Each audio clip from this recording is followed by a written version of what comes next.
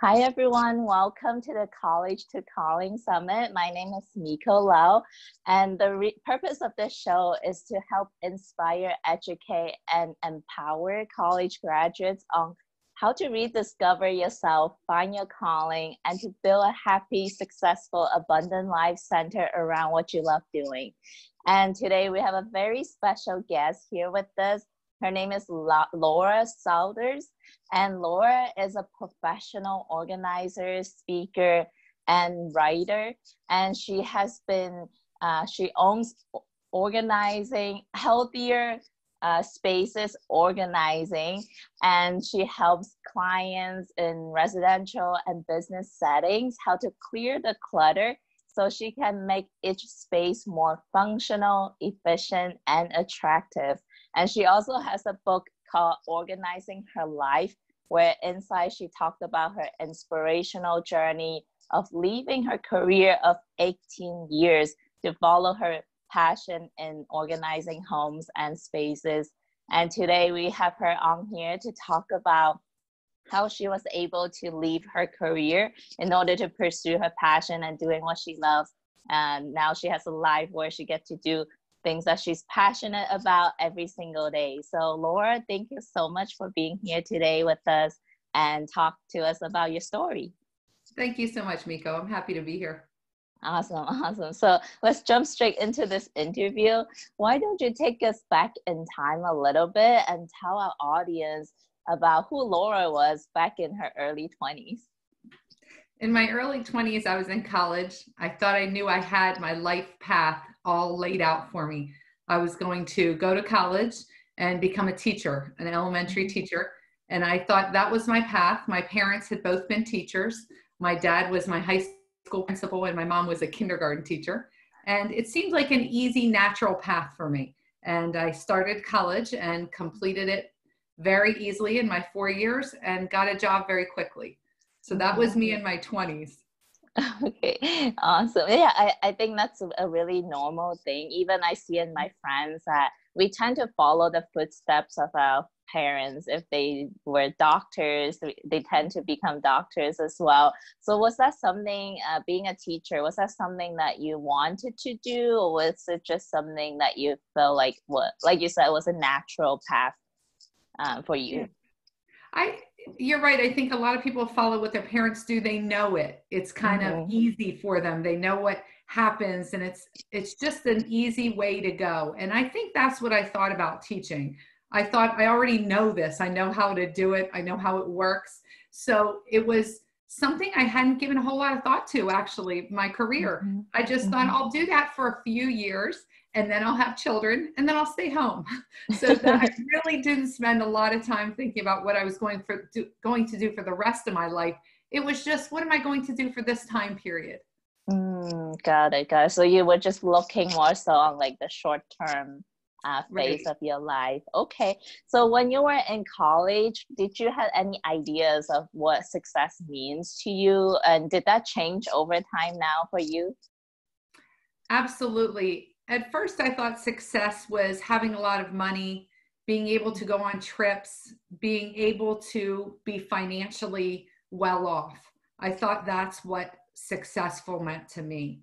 And although I wanted to spend time with my family, more flexible time, I thought that I had to win the lottery, or my husband had to really get a great job for us to be able to do that.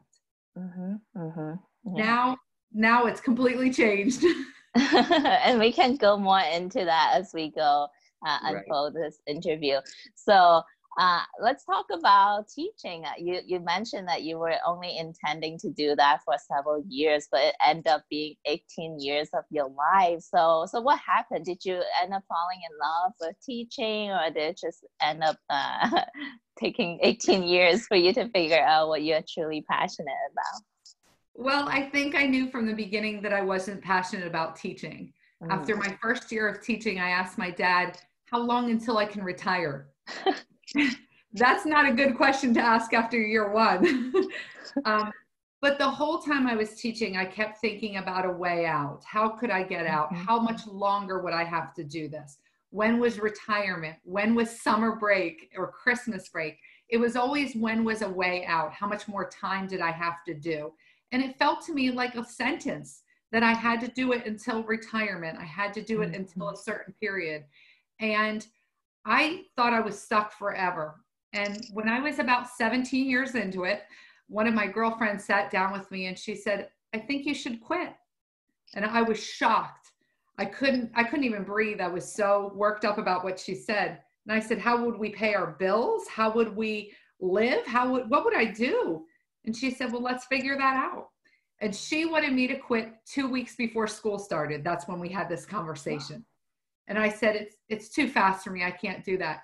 So I decided I would take a full year. I would work that entire year and I would decide if I was going to quit. And I started making the arrangements to have a different career and to make that possible. Because quitting my job, I had been teaching for 18 years. I was pretty high up on the pay scale. I had great benefits, and we couldn't afford our house and all the things we were doing if I quit that job. So we really had to make a lot of arrangements for us to continue with me starting my own business. Yeah, and I think that's a really responsible way of really transitioning from something that's stable, secure, into following your passion, which is something that was so intangible and you couldn't really see what was going to happen. So why don't you walk us through exactly like what were the arrangements that you did during that 1 year period? Because I bet a lot of our listeners listening right now, they might be working at a job that they don't necessarily love, but they would love to pursue that passion, but they might not know the specific steps that they can take to go there. So what did you do exactly in that 1 year period? Well, in that 1 year period, I took time to really make sure that I wanted to quit. I wanted to make sure that I exhausted all my options as a teacher. And really that was the path I wanted to do, because I knew once I quit, I would never want to go back. And it would be very difficult to get a job. So I kind of went through a kind of grieving process of letting go of teaching during that year, with me being the only one and my husband knowing that I was going to quit. When I would go into school every day, I would look around and kind of go through am I really going to leave this? Am I really never coming back? How will I feel? And kind of tried it on a little. And then the scary thing was, what am I going to do? If I quit this job, what do I really want to do? And it took me many months to really figure out what I wanted to do. At the time, I felt like if you gave me any other job besides teaching, I would say, I'll take it. That's what I want to do. I want to do anything else. But it was almost like when people were in a bad relationship with a bad boyfriend and they get out of the relationship and they jump right into a relationship with someone else who really isn't very good for them, but they just want out of that first relationship and anything else seems better. And that's how I felt like I was looking at careers, that anything would be better than this, I'll just take it. And I didn't really want to do that. I didn't want to jump from a different career to different career. And I have 3 children and a husband. I didn't want to drag them all through it. I needed something stable. I really had been looking for something where I could go right from my teaching salary, right to another salary, the same size, and nobody would be affected. But as I started to look at what I really loved, what really made my heart sing, made the time go by quickly, it was organizing. And I always thought of organizing as being a hobby kind of. It was just something I like to do, but not a career. And the more I started looking at it, the more I started seeing it could be a career. I think it actually could be something I could do. People keep telling me they need these skills. They need my help. And I was helping other teachers to organize their spaces in their rooms. And I loved it. And I thought, if I could just do this just for a little bit, I don't have to make as much money doing teaching as I do teaching. I don't have to have as big of a house.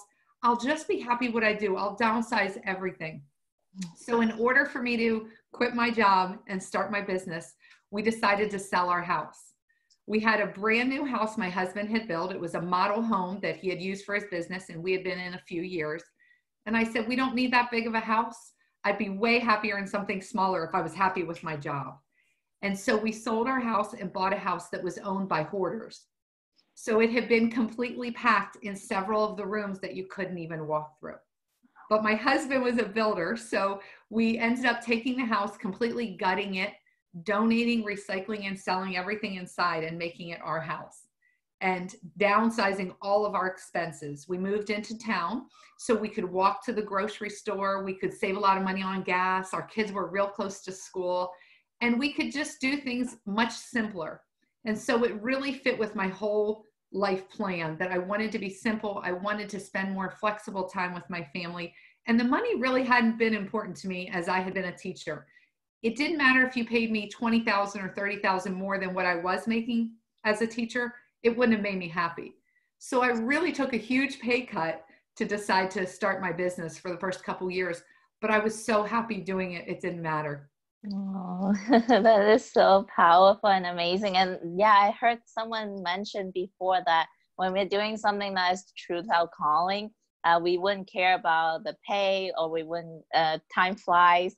So can you tell us more about like that comparison when you were a teacher? Like how did you feel emotionally, mentally, physically while you were there, as opposed to doing the things that light you up, make your heart sing? How was that difference for you? Like, yeah, well, when I was a teacher, like I said, I looked at the clock all the time. How many hours until lunch? How many hours until the end of the day?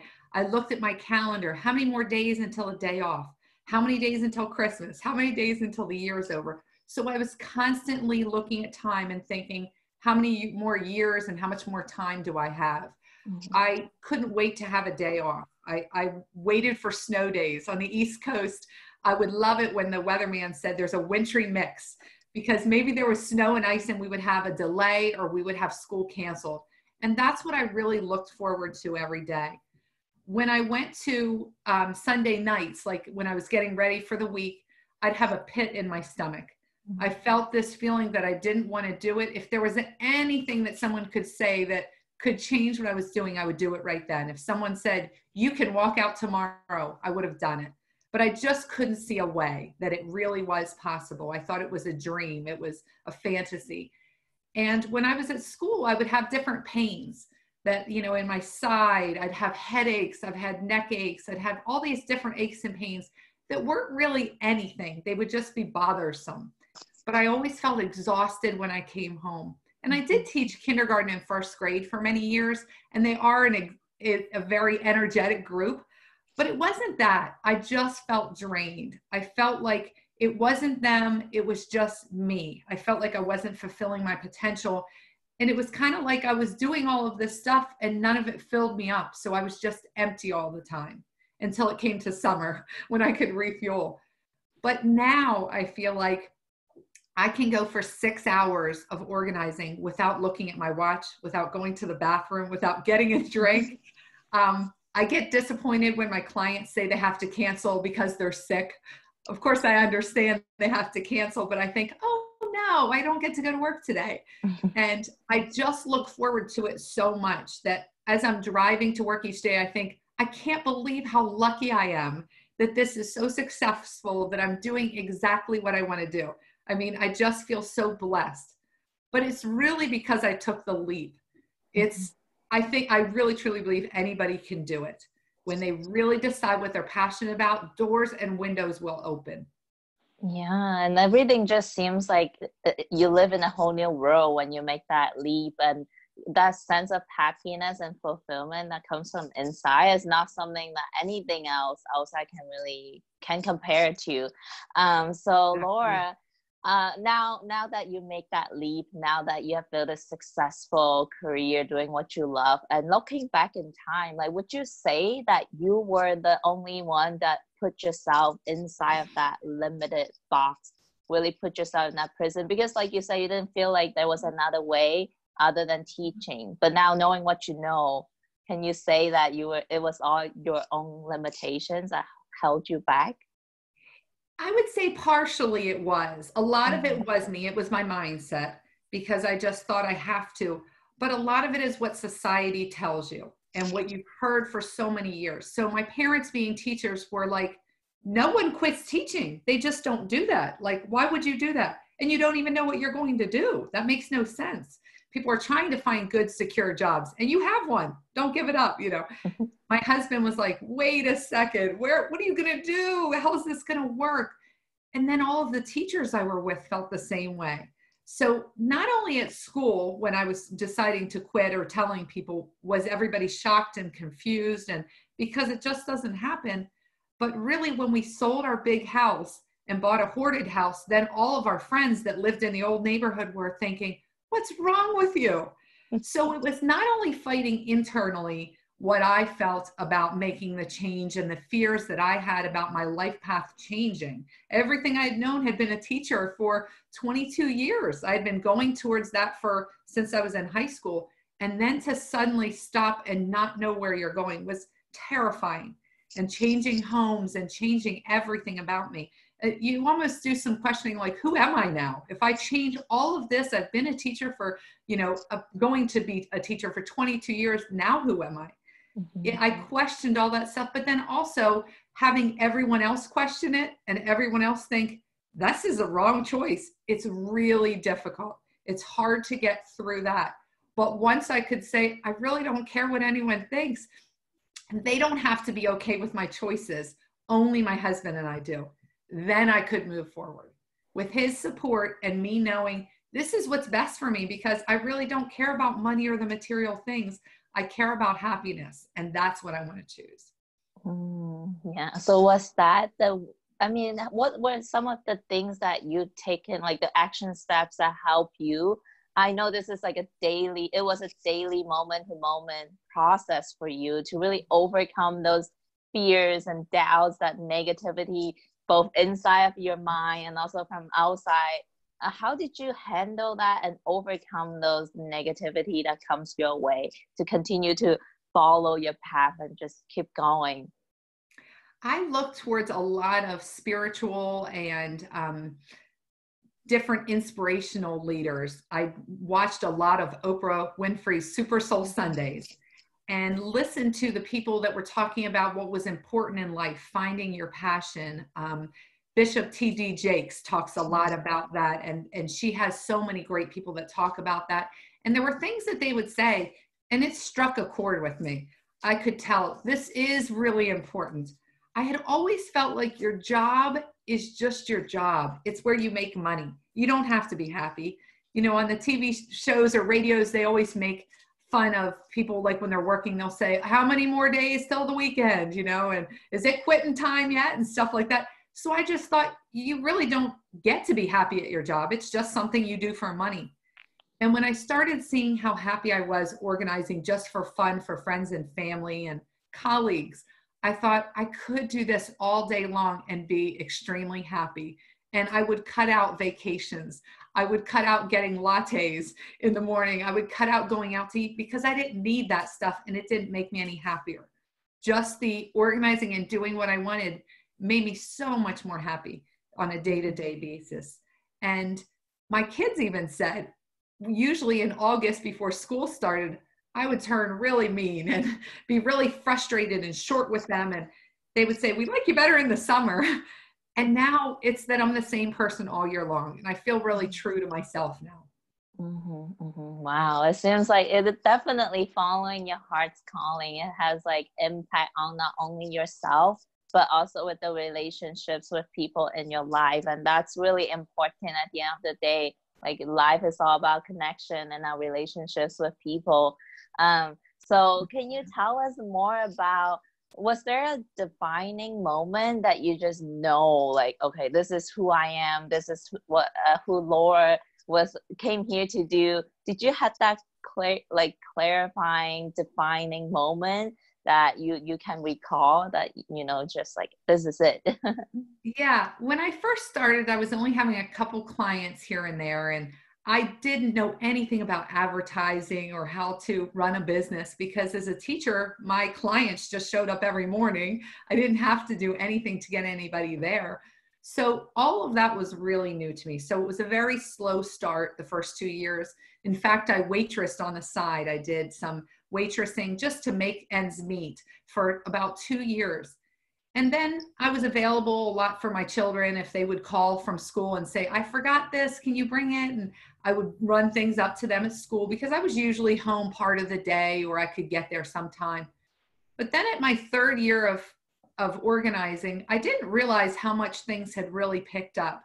And my husband had asked me, to do some errands. And I said, I don't have time to do that during the day. I can do it maybe on the weekend, but I don't have time. And then my son said, can you pick something up for me and bring it to school? And I said, never. I don't have time. I'm working 2 shifts a day. I don't have time. And he said, wow, Healthier Spaces Organizing is really a real business. And I said, of course it is. And he said, yeah, but it wasn't the other years. And all of a sudden I realized it is a business. It's not a hobby. It's not something I'm just doing for fun. It's really taken off and it's real. Other people can see it. It's really progressed into something much bigger than I had planned on. Mm-hmm. Oh, that's so, and I love that you mentioned how it took at least like 2 years to really build that foundation. Now, a lot of us have this idea that the moment we decide to follow a calling, a passion, it's going to be an overnight business where we would just start making a lot of good money doing what we love. But that's really not the reality. And I feel like especially our society nowadays, we want that instant gratification.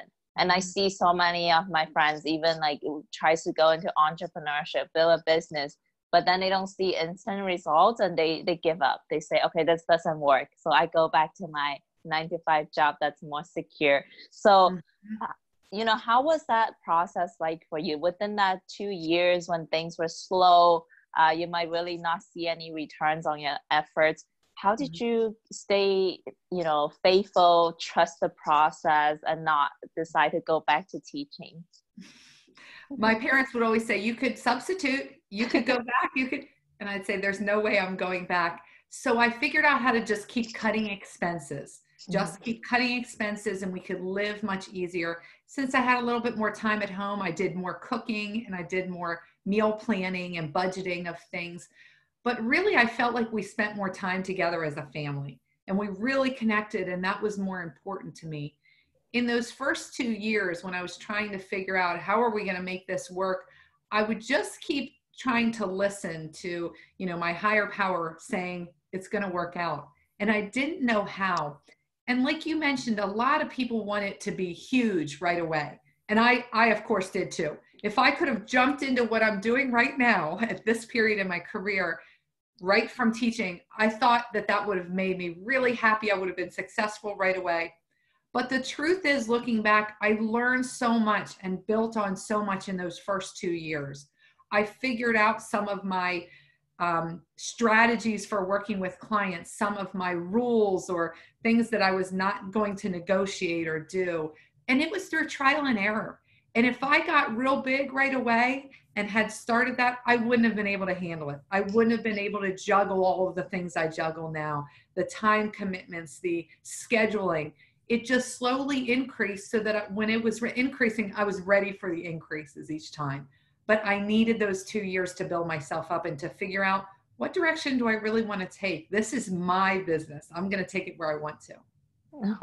Yeah, and this really resonated with me because I'm also at like the very beginning stages, like with the first couple of years of building my business. And I definitely had those moments when I question, like, is this really going to work? But then I don't really recognize and acknowledge the small steps. Like, I think someone mentioned this to me before. They said that this is more like building a cathedral or like a monument, really putting the bricks one at a time. And that's really, we have to step back sometimes and look at the bigger picture of how much we are building up that foundation. So I really appreciate you sharing that with me and our audience, Laura. So what would you say were like some of the biggest rewards that you have discovered for yourself, really pursuing this passion and now taking the risk, right? Really, it wasn't a easy journey, and it was never just like a ride down the road. So what would you say were some of the biggest rewards for taking this direction? The biggest reward I feel like was freedom. I really feel free. I feel joyous every day when I go to work.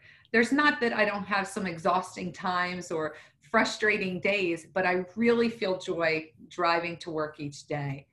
But not only that, I feel free. Like I can choose what I want to do. I can choose to stay home with my child if I want to, or plan days to pick my son up from college, or decide to fly out to see my daughter in Portland for a week if I want to. That flexibility was so important to me because I felt trapped into the 8 to 4 schedule as a teacher, trapped in that room. And now I'm constantly driving to clients' houses, flying different places. I'm really moving a lot more, and it's at my choice. I also felt like one of the biggest things I wanted to do my change for when it really got down to it, I always told my children, if you're in a relationship that you're not happy, even if you're walking down the aisle to get married and we've paid for everything and you decide this is wrong, stop. Don't do it. Don't worry that we've paid for this. Don't worry that it seems too late. It's never too late. Stop it now and just start over. And I realized when I was staying as a teacher, I wasn't doing that. I was staying in my teaching relationship, not liking and just pushing through it and being unhappy. So when I quit that, I felt like it opened up doors for them to say, hey, even if it's scary and I want to quit something, I can do it. So it gave them, my daughter's 22, my son's 19, and then I have another son that's 16. And I think it gave them the idea that they can do whatever it is they want. They can make themselves happy.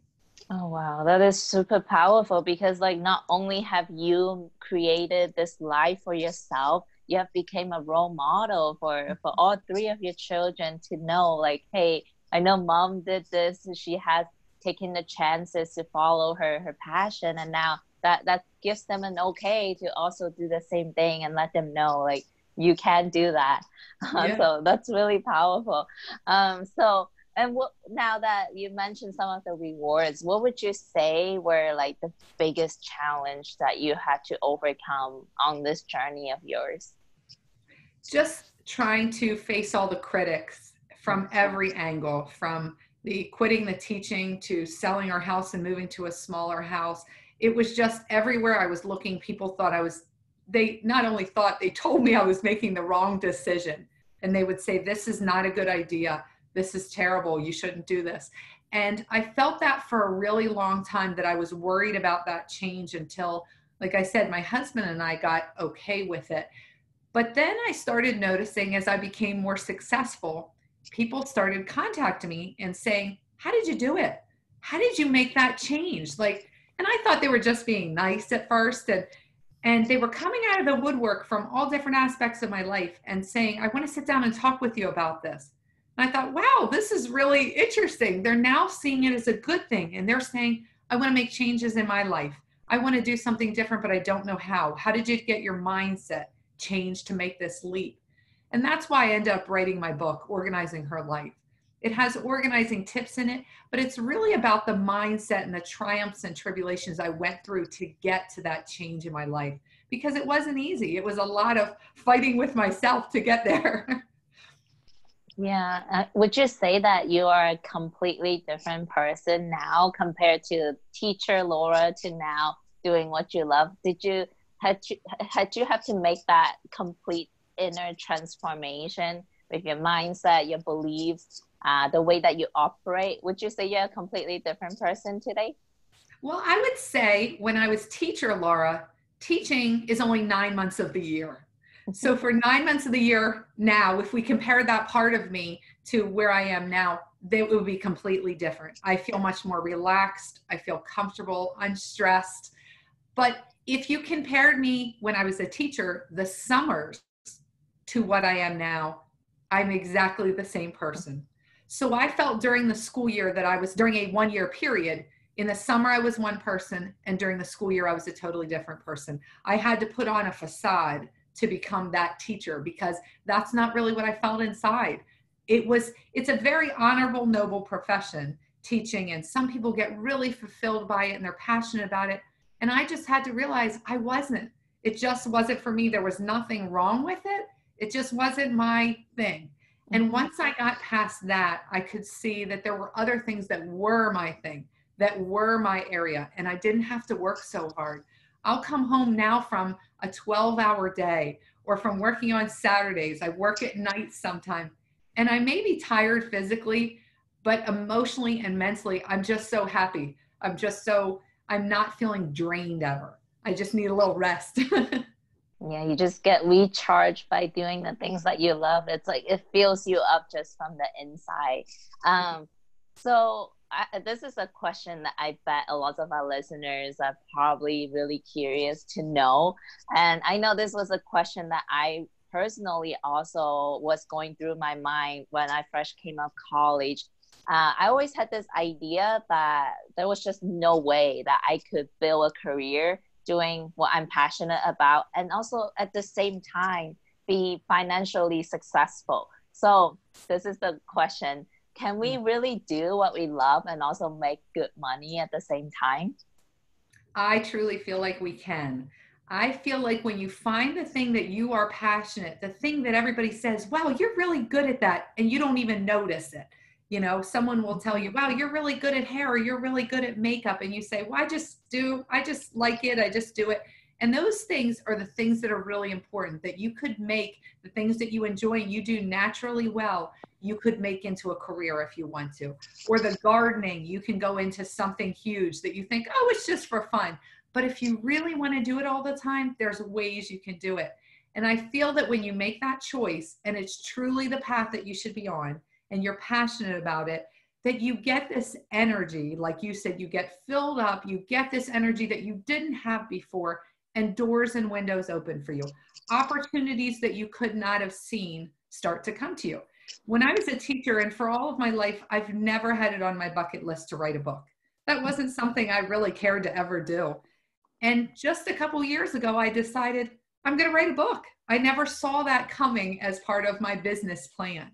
Now I'm doing some live TV segments where I organize once a month and share tips. And I'm working on taping a pilot TV show right now. And those are things I never saw coming.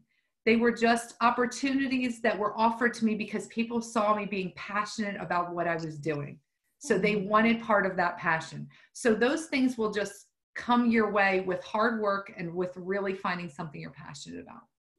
Yeah, and I'm so glad you did wrote your book because that's how I found you on Amazon.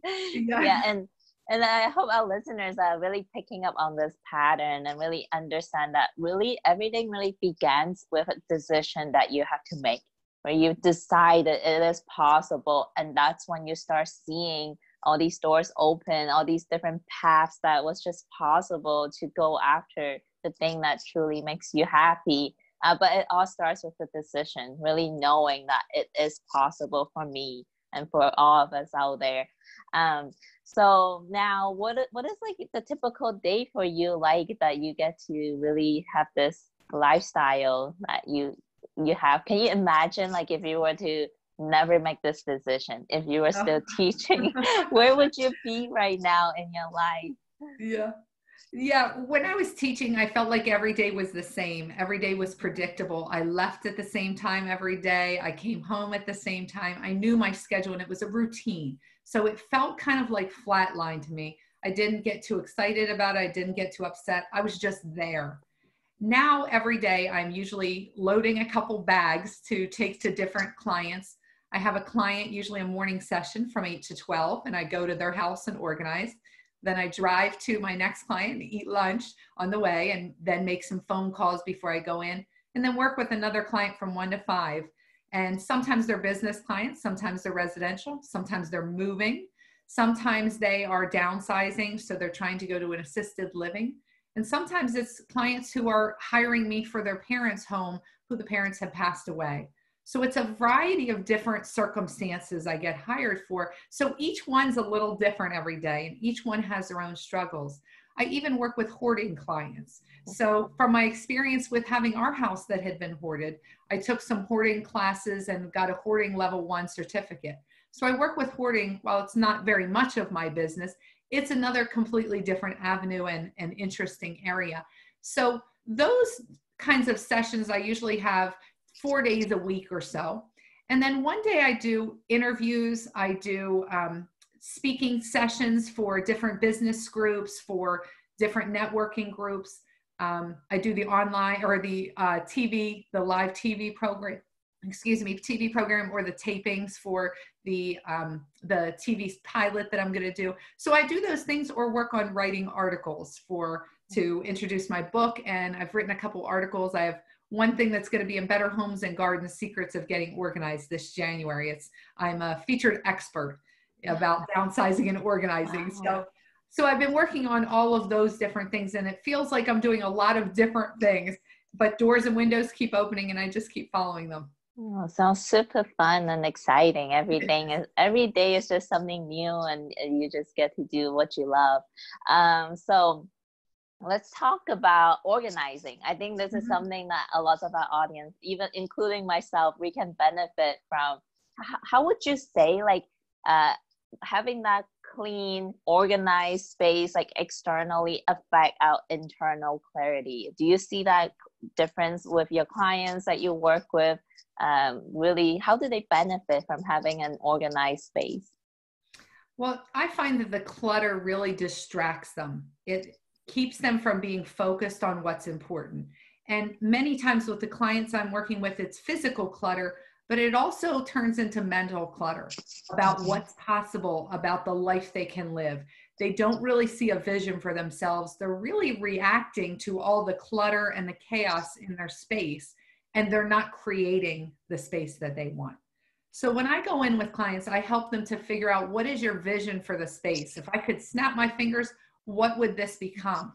And many, because there's so much clutter, they can't even imagine anything that it could become. They just say they want it better than this.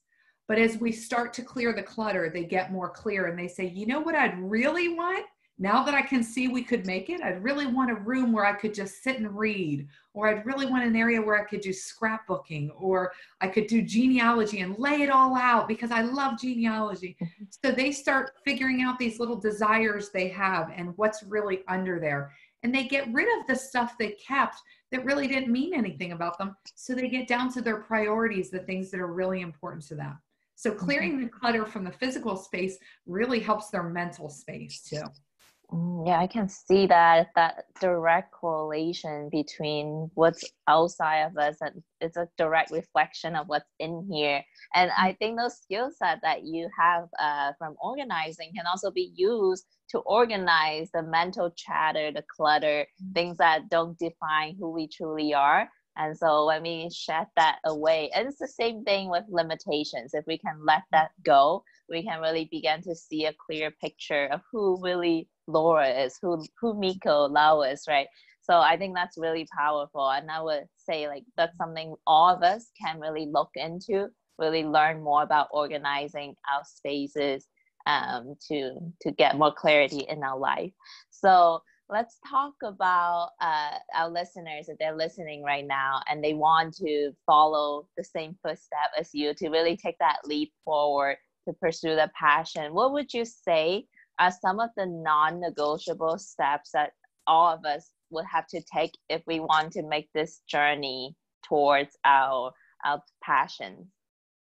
I would say that a couple things you need to do is really figure out, get honest with yourself about what it is you want, what are your goals, and what will make you feel successful. That's really what happened to me. I had seen on Oprah's Super Soul Sunday, one of the guests, and I can't even remember who it was because I watched so many, but one said, write a list of your 3 top priorities in life, and then write another completely different list of how you spend your time. And that's when I did that, I realized that on my list of priorities was my family, friends, and enjoying life. That on my list of what I was spending my time was my house, my big house, my job, which I didn't like, to make money. And those weren't my priorities, but that's where all my time was going. So I realized I had a really big mismatch there. So when I got clear that it wasn't about the money, it wasn't about the size of the house, it wasn't about any cars we had or what we can do in social situations, then I was able to say, well, then if none of that matters, I can cut it all out. And I could quit my job. I could, change our housing. I could do all of those things. But if I would have just said, I think I want to start this, without doing the back work of what am I really passionate about and what is my goal? Because really my goal wasn't even to be successful as an organizer. I just wanted to do something I was passionate. The success came afterwards, but that was not my goal. So you have to make sure that you're not saying, I want to do this because of the money. If that's not really what's going to make you happy, because if you don't get there, then you'll feel disappointed. So getting clear on those goals and priorities and really what you want out of life is really what's most important before you make any steps at all. I really love that exercise. So write down one list of the things that are important to us, and then write another list of the things that we spend our time doing. Mm-hmm. And then just do the comparison. Okay, wow, that's super powerful. So let's go back to our question at the beginning of this interview. Right now we've gone through about your journey, your success. What would you say, like, for you, your definition of success right now at this point in your life? My definition of success is to be passionate about what I'm doing and to feel like I'm helping people and to be able to spend flexible time with my friends and family. And I feel like those are the three things that I'm doing. Yeah, and I can really feel that sense of joy and happiness even from talking to you over the internet. So I'm really, really happy for you. And so to wrap up this interview, I have a last question for you, Laura. And now, knowing everything that you know, with all your experiences and the accomplishments that you have made in your career, what would you say now if you can go back in time and talk to your 20-year-old version of yourself, fresh out of college? What would you say to yourself? I would say to myself to look around and think about what you want to do. Plan your life. Don't let it just happen, because it's going to happen, but create it. Figure out what you want. I know that some people say that when you're 40, it's too late to make your change. It was 40. Other people have started their business when they're 40 or 50.